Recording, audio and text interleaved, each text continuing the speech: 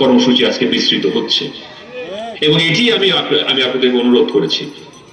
এই কাজটুকু আমি বিগত 3 বছর ধরে আমি সকলকে অনুরোধ করে যাচ্ছি।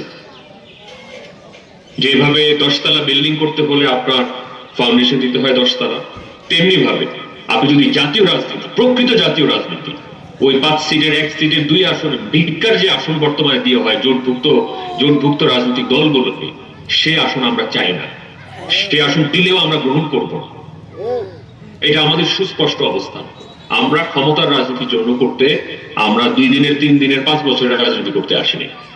আমরা দেশের মানুষের একদম প্রকৃত অর্থে, যেটা দাদা হুজুর আমাদেরকে একদম ওয়াদাবদ্ধ করেছে, প্রতিজ্ঞাবদ্ধ করেছে আল্লাহর দরবারে, যে জীবনের শেষ রক্তটুকু বিন্দু দিয়ে হলেও এই জাতির কল্যাণে, এই জাতির সার্বিক উন্নতির জন্য, ইসলামের খেদমতের জন্য তোমাদের জীবন তোমরা উৎসর্গ করো।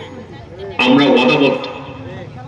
এখানে অন্য দলের সাথে আপোষ করে, কোন ধরনের কম্প্রোমাইজ করে, এটা ক্ষমতা প্রলোভন হতে পারে অনেকের জন্য, অর্থের প্রলোভন হতে পারে, নানা ধরনের প্রশাসনিক প্রলোভন হতে পারে, কিছু সুযোগ সুবিধার জন্য আমার ইমান আমি বিক্রি করতে আমি প্রস্তুত নয়। এবং আমি জানি জাকের পার্টি কোন নেতা কর্মী যারা জাকের পার্টিকে জানে প্রাণে ভালোবাসছে, কেউ তাদের ইমান, কেউ তাদের আদর্শ টাকার কাছে, ক্ষমতার কাছে বিক্রি করে নাই, ইনশাআল্লাহ করবেও না ইনশাআল্লাহ।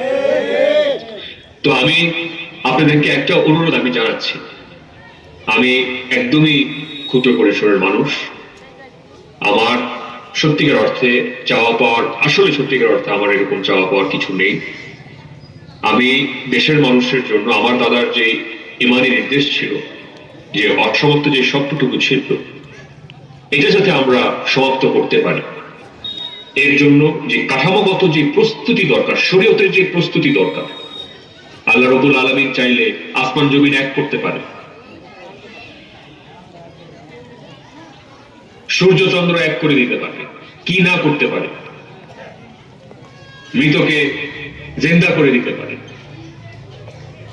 জাকের পার্টিকেও দেশের মানুষের খেদমতের জন্য ক্ষমতায় নিয়ে যেতে পারে। অবশ্যই ঐশ্বরিক হস্তক্ষেপ ছাড়া কিছুই হয় না, কিন্তু শরীয়তে আমাদের যে কর্তব্য, এটি অন্তত পক্ষে আমি আপনাদের অনুরোধ জানাচ্ছি।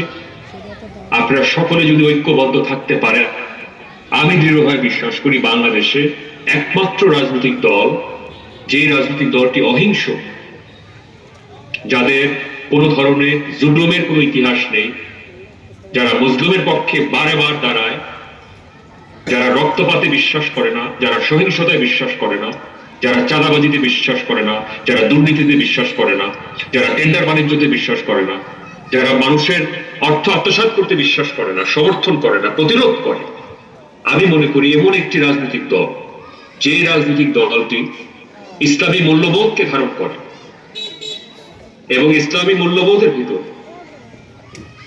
তরিকত, হকিকত, শরীয়ত